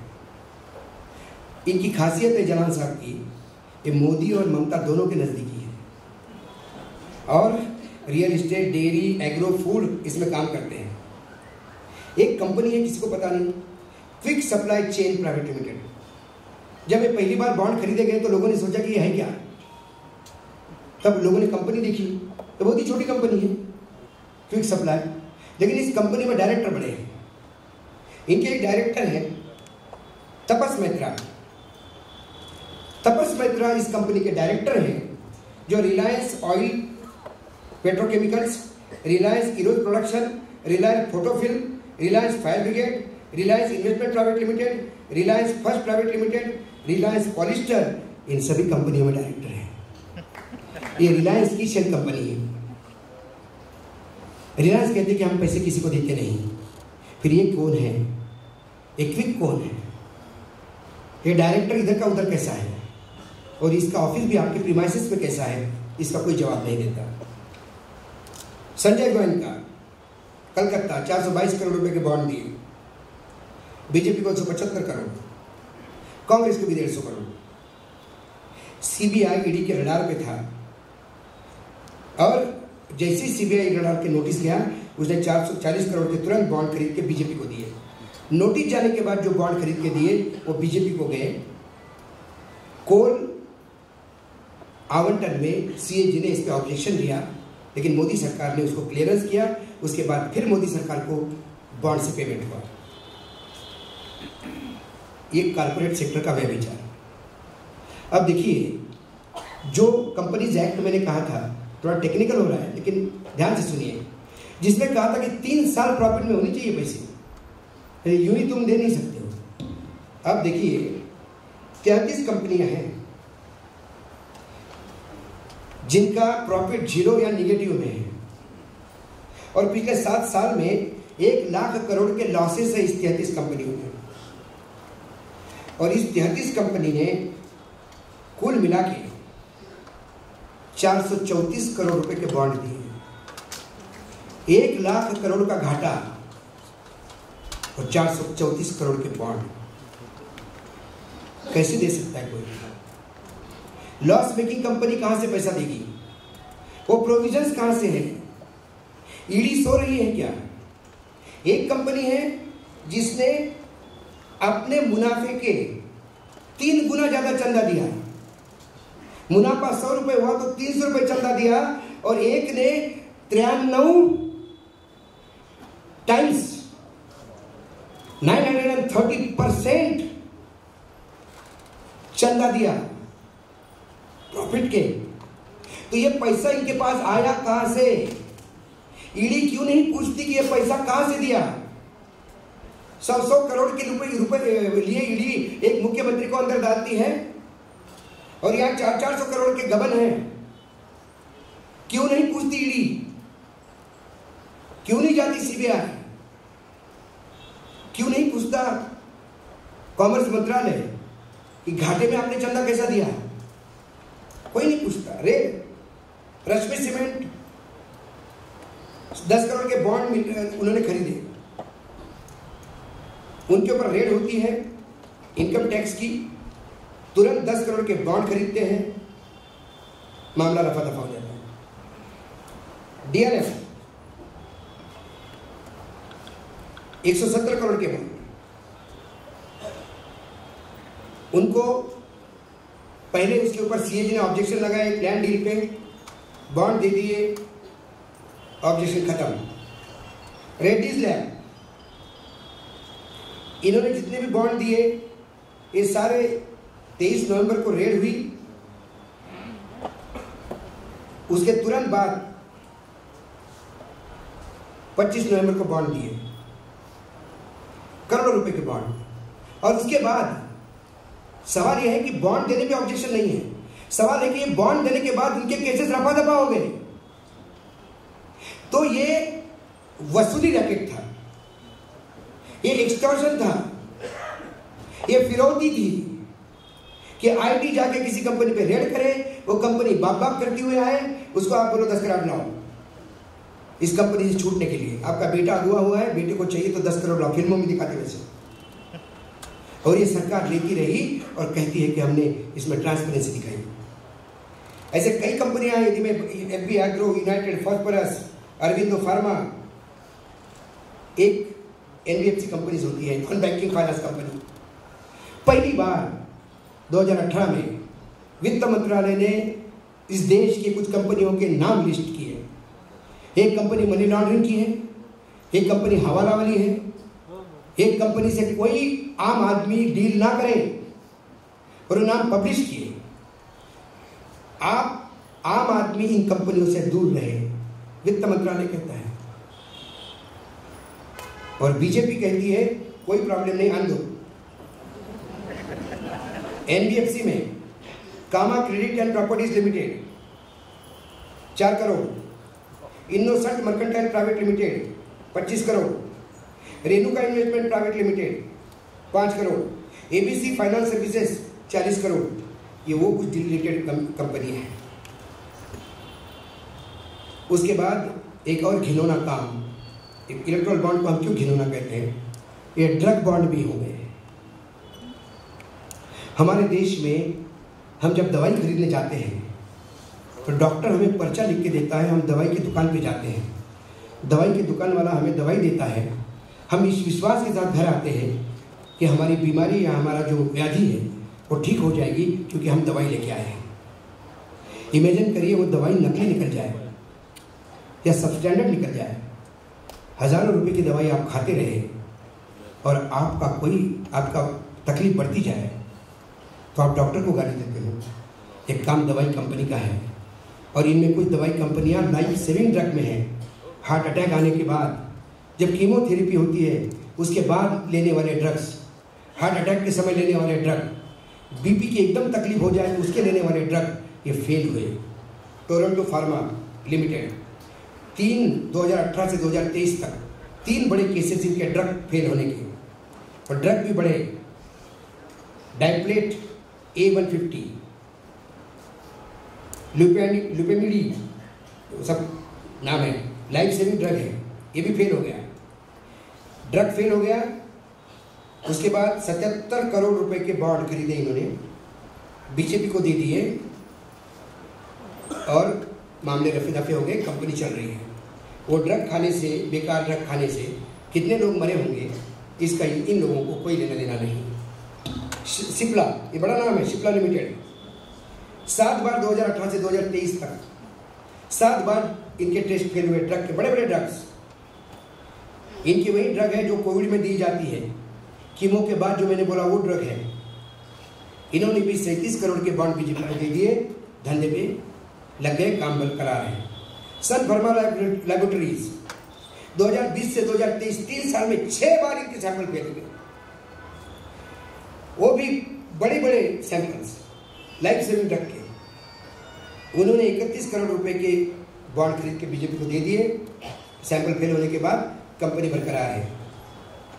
Jaydas health care private limited, इनके रेमडी रिसीवर फेल हुए, जिस रेमडी रिसीवर के लिए लोग पागल थे, ये फेल हो गए। कितने लोग मर गए होंगे कोविड में इनकी घटिया दवाई और ये रेमडी रिसीवर लेके। लेकिन जब 29 करोड़ के बॉन्ड उन्होंने बीजेपी को दे दिए, तालियां बजी, बोले कुछ नहीं होता, मरने दो, पैसा आया ना, आने दो। ऐसे कई नाम है, इसको मैं ड्रग बॉन्ड कहता हूँ। एक है वाड्रा बॉन्ड, ये मैंने दिया हुआ नाम है, याद कीजिए। प्रियंका गांधी के पति रॉबर्ट वाड्रा को ईडी इनकम टैक्स उठा के ले जाती है, सीबीआई उठा के ले जाती है, घंटों उनकी सवाल जवाब होते हैं, उनके सवाल जवाबों का सारा स्क्रिप्ट बीजेपी के स्पोक्स पर्सन मीडिया को ब्रीफ करते हैं कि क्या सवाल पूछे गए, क्या जवाब दिए गए। 6-6, 8-8 घंटे की लड़ाई होती है। प्रियंका गांधी पेड़ के नीचे पति का इंतजार करती है, क्या दृश्य। और देश को लगा नहीं सारे भ्रष्टाचारी अंदर होंगे। उसके बाद क्या हुआ, वो सारा मामला डीएलएफ के लैंड का था। डीएलएफ ने एक लैंड की थी वाड्रा के साथ, उसके ऊपर था। एकाएक 2023 में हरियाणा गवर्नमेंट कोर्ट में एक अर्जी लगा देती है कि इतने साल इन्वेस्टिगेट करने के बाद हमको ये पता पड़ा कि वाड्रा और डीएलएफ में कोई गैर कानूनी काम नहीं हुआ। इसकी कीमत डीएलएफ ने चुकाई 175 करोड़ के बॉन्ड से बीजेपी को देके। इसे मैं वाड्रा बॉन्ड कहता हूं। ऐसे कई चीजें हैं, मतलब क्या कहूं आपको। और जो अंत में मैं स्टोरी सुनाने जा रहा हूं, उससे आपको पता पड़ेगा कि गीधड़ भी मांस नोचने के पहले कुछ सोचता होगा। ये उससे भी गए गुजरे हैं। मैं आपको ले चलता हूं गुजरात का कच्छ जो बैकवर्ड है। वहां एक दलित परिवार अंजर गांव का, उस दलित परिवार को लैंडलेस था, सरकार ने कुछ जमीन दी, वो जमीन कल्टीवेट कर रहा था। धीरे धीरे उसके गांव के आसपास उद्योग पनपने लगे। वेल्सपन कंपनी थी, उसके कोई प्रोजेक्ट आ रहे थे।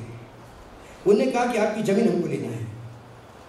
वहां गुजरात में रूल है कि जमीन का कीमत कलेक्टर एक कमेटी तय करता है। कलेक्टर ने कमेटी तय कर ली अक्टूबर 2022 में और कहा कि पर स्क्वायर मीटर इस जमीन की कीमत 17,500 होगी। उस हिसाब से 76 करोड़ रुपए आप इस दलित परिवार को दे दीजिए जहां 6 मेंबर है जिनके नाम पे जमीन है। वेल्सपन कंपनी कहती है बहुत ज्यादा हो गए और विड्रॉ हो गए। मतलब ज्यादा हो गए करके बैठ गई। बीच बीच में आते थे, अरे देखो, अरे ये करो वो करो। वहां गुजरात में रूल है कि 1 साल तक वो कीमत रहती है। 1 साल के बाद फिर से यदि जमीन किसी को खरीदनी होगी तो फिर कलेक्टर बैठेगा कमेटी के साथ, क्योंकि उस जमीन की कीमत का जो डिसीजन है वो 1 साल तक ही इंप्लीमेंट होता है। और बट नेचुरल जमीन की कीमत रोज बढ़ती है, तो एक साल के बाद फिर कमेटी बढ़ती तो 76 की जगह 86 करोड़ होती। तो जब ये आखिरी 15 दिन एक साल पूरे होने में बचते हैं तो एक डिप्टी कलेक्टर आ जाते हैं, उस परिवार को बुलाते हैं, परिवार अशिक्षित है, उसे धमकाते हैं, आज तूने जमीन नहीं दी तो ये जमीन परमानेंट सरकार वापस ले लेगी। सरकार ने दी है तुझे, सरकार जमीन वापस ले लेगी, ढेला नहीं मिलेगा। सरकार ने दी ना जमीन, बोला हाँ सर।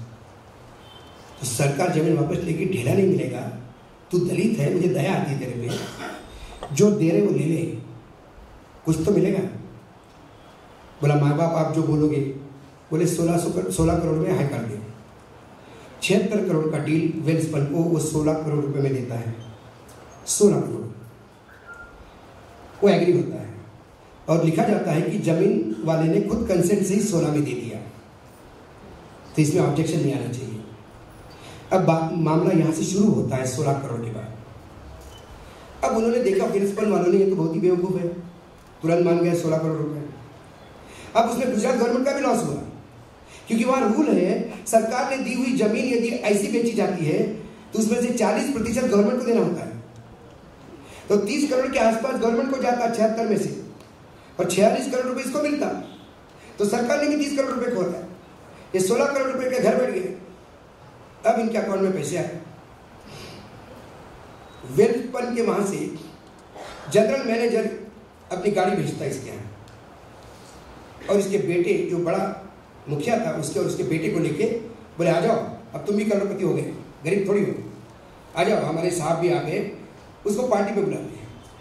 गेस्ट हाउस में शराब खुलती है, पार्टी होती है, वो देखते हैं टाई सूट वाले लोग भी बड़े कंधे पे हाथ रख के बात कर रहे हैं, अरे यार अभी तुम हमारे बराबरी के हो गए हो, वैसे वाले हो गए हो। 2-3 बार ऐसी पार्टी होती है।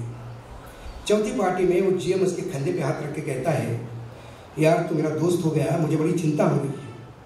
बोले क्या? बोले इस देश के कानून बड़े बेकार हैं, अब इतने 16 करोड़ रुपए तेरे बैंक में पड़े हुए हैं, ये इनकम टैक्स वालों की जिस दिन नजर जाएगी वो आके जब्त कर लेंगे, और ये छूटने में सुप्रीम कोर्ट तक जाना पड़ेगा तुझे, जिंदगी निकल जाएगी। वो बोले लेकिन ये सरकारी तो पैसा है, ये बताने में इतना टाइम लगता है कोर्ट कचहरी में। तो बोला आप बताओ मैं क्या करूं? बोले इसको मार्केट में लगाओ, इसको इन्वेस्ट करो, निवेश करो। तो बोली बाबूजी आपने इतना सारा करवाया हमारे लिए, अब 2-3 बार पार्टी में बराबरी क्या हो गया हो। बोले बताइए क्या करूं? बोले भारत सरकार की एक नई योजना आई है, इलेक्टोरल बॉन्ड, उसमें पैसा 1.5 गुना होता है, वो किसका बाप पूछ नहीं सकता क्योंकि सरकारी है। तो बोला क्या करना पड़ेगा? बोले बैंक में जाना, एसबीआई में जाना पड़ता है, बाकायदा कागज पत्र होते हैं। साहब उस गरीब बापड़े से 11 करोड़ के बॉन्ड खरीदवाए। हो गया, उसने सोचा स्टेट बैंक ऑफ इंडिया में लिखा पढ़ी हो रही है, कागज जमा हो रहे हैं, और उसके पास पर्ची हाथ में रह गई कि 11 जो रिसिप्ट होती है बॉन्ड खरीदे, बॉन्ड इनके हाथ में रह गए, और इन्होंने सारे बॉन्ड बीजेपी को दिए। और ये वेल्सपन कंपनी कौन है?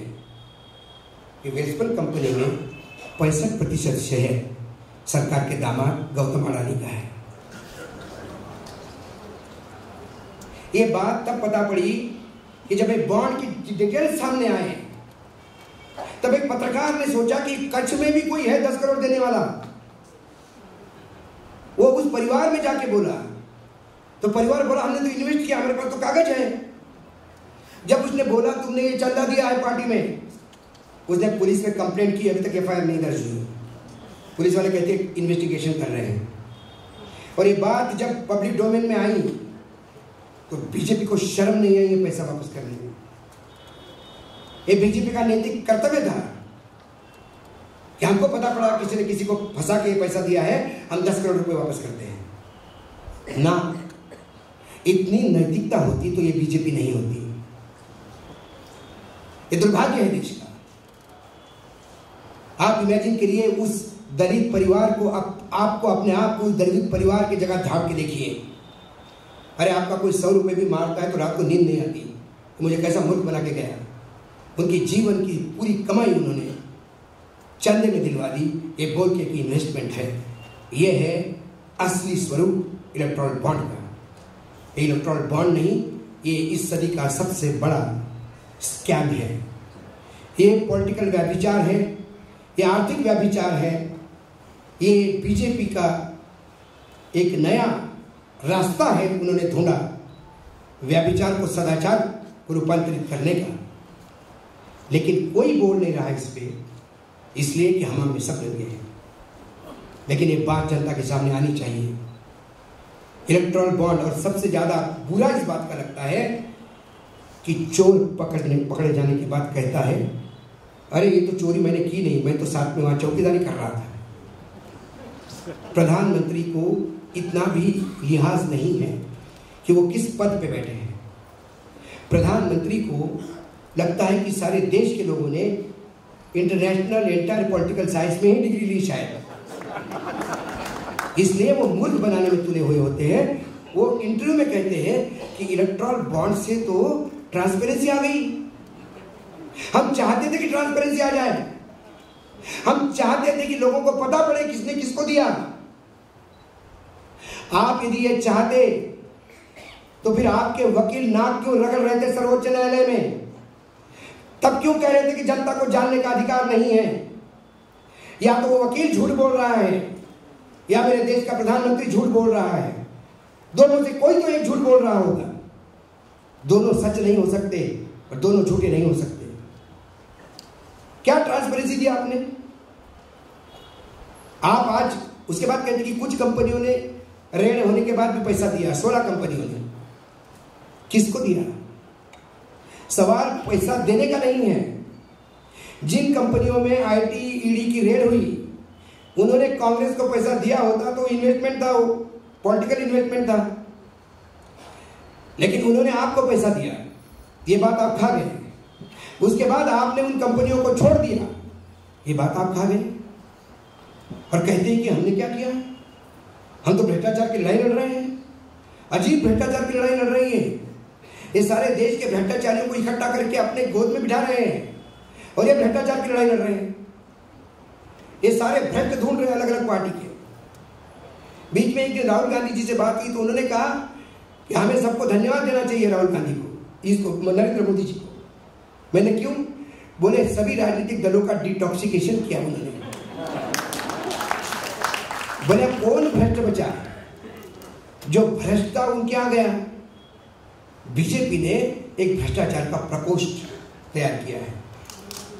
इसी नासिक के छगन भुजबल 800 करोड़ के लड़ाई पे हैं। अब भाजपाई हो गए। अब मोदी जी में उनको भगवान दिखने लगे क्योंकि वो 800 करोड़ पचाने हैं। सवाल ये नहीं है कि वो भगवा पहन के या कमल साबुन ब्रांड साबुन से नहा के साफ होते हैं।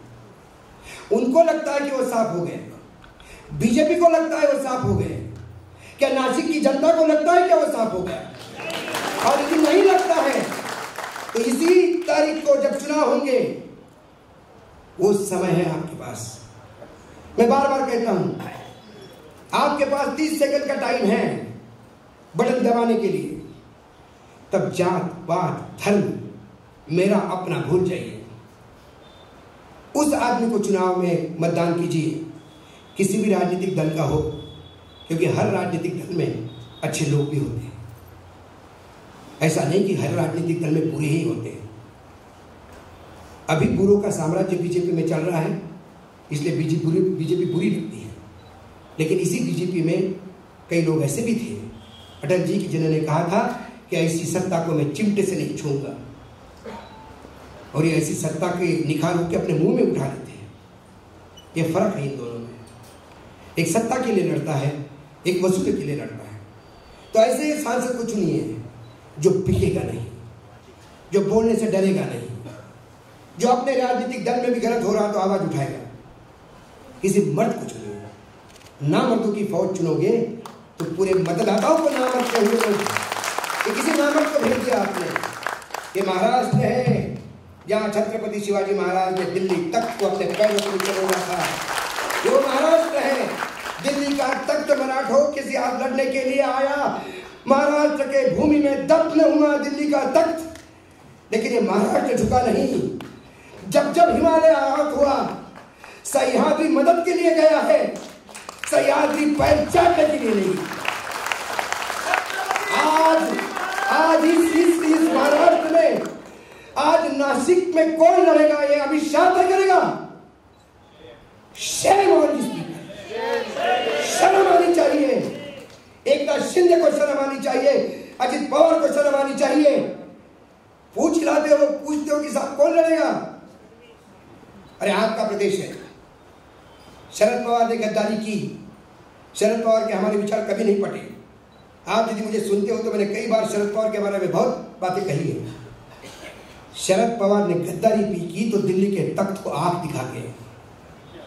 शरद पवार ने अपनी पार्टी खड़ी करी तो दिल्ली के खिलाफ आवाज बुलंद करके। दिल्ली के खिलाफ आवाज बुलंद कीजिएगा। एक बार क्या, हमने 2 बार क्या सूरत लूटी तो क्या आपने लाइसेंस दे दिया इनको हर रोज महाराष्ट्र लूटने का? और ये हमारे नुमाइंदे कहते हैं कि हम यहाँ पे छत्रपति का नाम लेते हैं। जब जब ये छत्रपति का नाम लेते हैं, मैं आपको बोलता हूँ छत्रपति शर्मसार होते होंगे। ये ध्यान में रखना होगा। ये खोके बोके हटाने होंगे। किसी को भी लाइए, बिना बिकने वाला आदमी चाहिए। यदि वो पैसे के लिए बिकता हो तो फिर आपने किसको भेजा? एक व्यापारी को भेजा।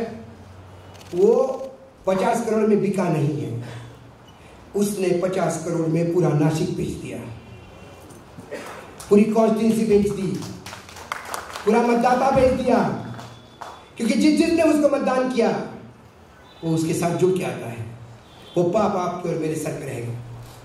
इसलिए मैंने कहा कि महाराष्ट्र की अस्मिता को जगाओ। सत्ता में कौन आएगा कौन नहीं, नेहरू के बाद से लगातार सवाल इस देश में हुआ आफ्टर नेहरू। लेकिन 143 करोड़ देश ने जब जब मंथन हुआ, अमृत निकला है। कभी अटल जी निकले, कभी चंद्रशेखर निकला, कभी इंदिरा जी निकली, कभी राजीव जी निकले। हर एक में कमियां होती हैं, लेकिन पूर्ण रूप से घटिया कोई नहीं था। कुछ तो अच्छा ही था। ये आपको बता दें, मैंने कहा ना, जब मुंह बोलता है तो झूठ बोलने के लिए। पहली बार इसने सच बोला और किसी ने मुझे कहा मेरे ऑफिस में, बोला सर आप हार गए, आज पार्टी देनी पड़ेगी, मोदी जी ने सच बोल दिया। मैंने ना दूंगा यार, बताओ। तो मेरे रिसर्चर ने मुझे एक वीडियो दिखाया जिसमें मोदी जी कहते हैं कि जब मैं युवा था तो रेलवे में जाता था, तो रेलवे में रिजर्वेशन नहीं मिलता था, सीट नहीं मिलती थी, तो मैं लोगों को बोलता था मुझे हाथ देखने आता है। और हाथ देखने के चक्कर में जगह भी मिल जाती थी, पानी भी मिल जाता था, चाय भी आती थी, और मुझे हाथ देखना आता नहीं था, मैं ऐसे ही बोलता था। पहली बार उन्होंने सच्चाई से बोला कि मैं झांसा देके जगह बनाता था। एक ऐसा ही दिल्ली में झांसा देके जगह बना गया, और ये बार बार झांसे देता है और हम झांसे में आते हैं। मेरा व्यक्तिगत रूप से कोई लड़ाई नहीं नरेंद्र मोदी जी से। मैं अब तक बोलता था कि मोदी जी की नीतियां, नियत और नीति पे मैं कभी मूल्य नहीं उठाता, क्रियान्वयन 0 है।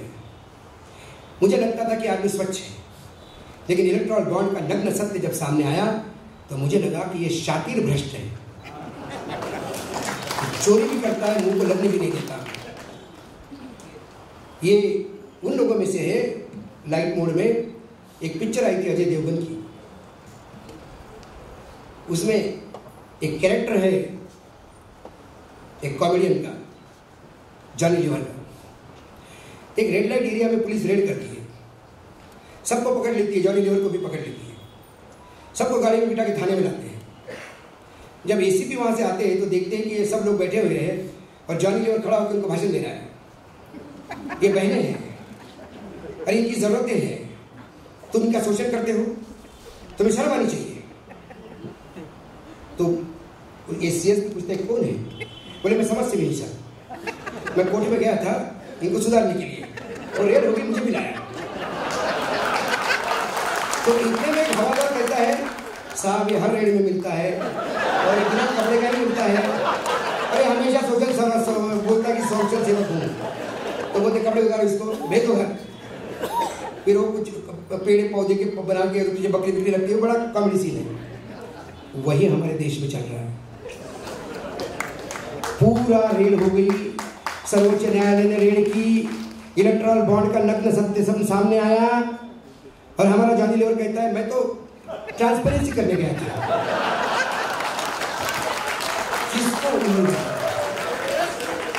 किसको उल्लू बना रहे हैं?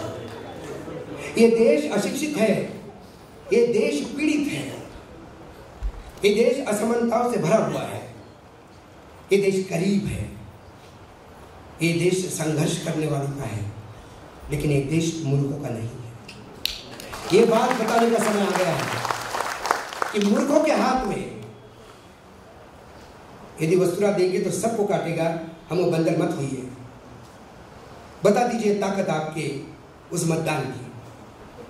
ये भाषण देने का मतलब सिर्फ आके बोलना या पब्लिसिटी लेना नहीं है। भगवान की दया से मैं अब इस वीडियो से मैं तंग आ चुका हूं। कई बार इतनी पहचान बढ़ती है कि आदमी का प्राइवेट लाइफ खत्म हो जाता है। पब्लिसिटी के लिए नहीं आया।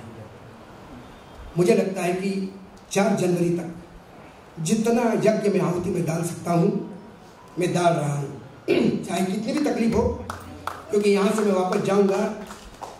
एक दिन मैं रहूंगा दिल्ली में ऑफिस में। 22 तारीख को 23 तारीख को इलाहाबाद में भाषण है, 24 तारीख को सतना में है, उसके बाद वापस आऊंगा 27, 28, 29 पूना, सातारा, कोल्हापुर, 3 जगह भाषण है। लगातार फिर रहा हूँ, घूम रहा हूँ और लगातार लोगों को जागरूक कर रहा हूँ। झांसे में मत आइए, सपने में मत आइए। 2047 में क्या होगा ये मत देखिए, 2025 में क्या होगा, 2024 में क्या होगा इसका ध्यान दीजिए। इतना दूर का भविष्य मत देखिए, वर्तमान में रहिए। आपका दायित्व है अपने आने वाली पीढ़ी को जवाब देना। हमारे जितने भी लोग हैं, इसमें कुछ हुआ है, कुछ हमारे उम्र के हैं, हमने हमारी ज़िंदगी जी। आने वाली पीढ़ी के लिए ऐसी कुछ गलती मत करके जाइए। मैंने कहा था आपको, बॉन्ड का उदाहरण दिया था। बॉन्ड लिए जाते हैं 3 साल, 2 साल, 5 साल, 10 साल, 12 साल। मोदी जी ने 2023 में 50 साल के बॉन्ड खरीदे हैं। इसका भुगतान 2073 की सरकार करेगी। 2073 में जो प्रधानमंत्री होगा वो क्या कोसेगा कि कैसी सरकारें थी, इतना बड़ा कर्ज छोड़ के गया है। और उसे लोग गाली देंगे कि तू इतना पैसा आने के बाद भी हमारे लिए अच्छा नहीं कर सकता। बोलेगा पुराना पाप तो धोने दो। इनका पाप करने का क्वांटम भी इतना है कि आने वाले 100 साल के लिए कर्जा छोड़ के जा रहे हैं। इनको कहीं रोकना होगा और ये रोकेंगे सिर्फ। और डरने की जरूरत नहीं है, कोई डरने की जरूरत नहीं है। ऊपर वाला है, उस पर विश्वास रखिए। पहले फेज में मैं बता रहा हूँ आपको, बहुत पीछे गए और अभी भी 400 पार का नारा करते हैं, ये 200 पार मुश्किल में हो रहे हैं। 273 72 के नारे पे हैं और यदि 400 जिसको होते तो नासिक शहर के लिए इंपॉर्टेंट बात है। यदि जिसके पास 400 की गारंटी होती, और जिस आदमी का 1% वोट शेयर भी नहीं, राज ठाकरे उसका फूलों से स्वागत नहीं करता।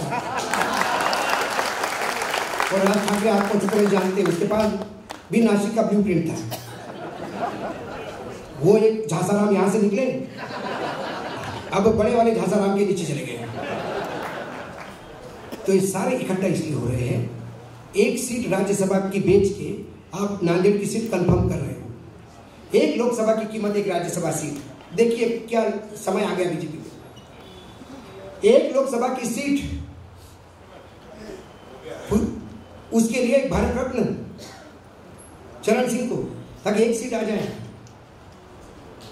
होता क्या है, जब आपके पास चीजें नहीं होती तो महंगा चीज का महंगी कब होती है। रेमडेसिविर 2-2 लाख का कब बिका, जब जरूरत थी और माल नहीं था। ये वही कोविड का समय है, बीजेपी में कोविड हुआ है, मरणासन्न स्थिति में पड़ी हुई है, माल नहीं है, तो ये माल की कीमत लग रही है। किसी को भारत रत्न, किसी को क्या तो किसी को क्या। लेकिन अब बीजेपी में विद्रोह हो रहा है। गुजरात जैसे राज्य में लोग टिकट वापस कर रहे हैं, गुजरात जैसे लोग खुल के बोल रहे हैं। आज एक बड़े तगड़े नेता ने यूपी के पत्र लिखा नरेंद्र मोदी को, जिस हिसाब से आपने जिन बाहर के लोगों को टिकट दिया मोदी जी, 400 का सपना छोड़ दीजिए, कभी जीवन में नहीं हो सकता पूरा। ये बीजेपी वाले कह रहे हैं। इसलिए जितने अंधभक्त कहते आएगा तो मोदी ही, उससे दुगनी ताकत से हमको बोलना पड़ेगा जाएगा तो मोदी ही।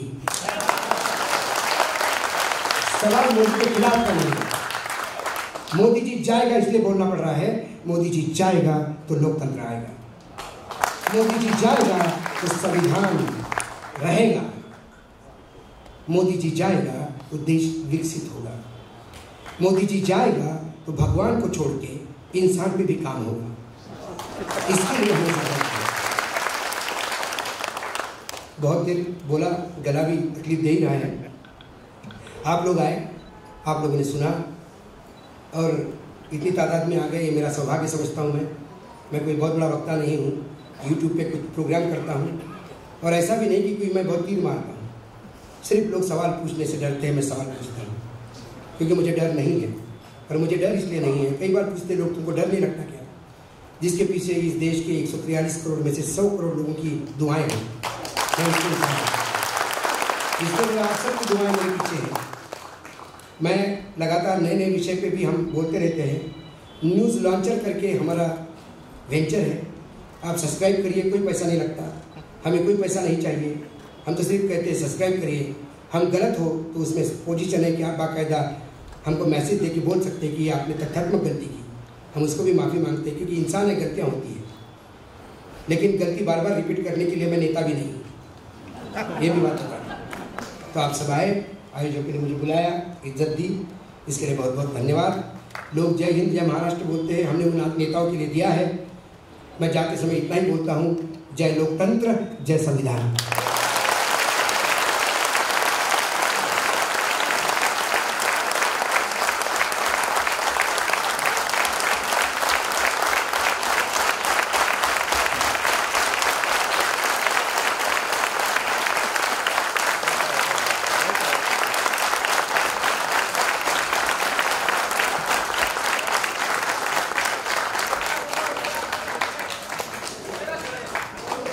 धन्यवाद सर।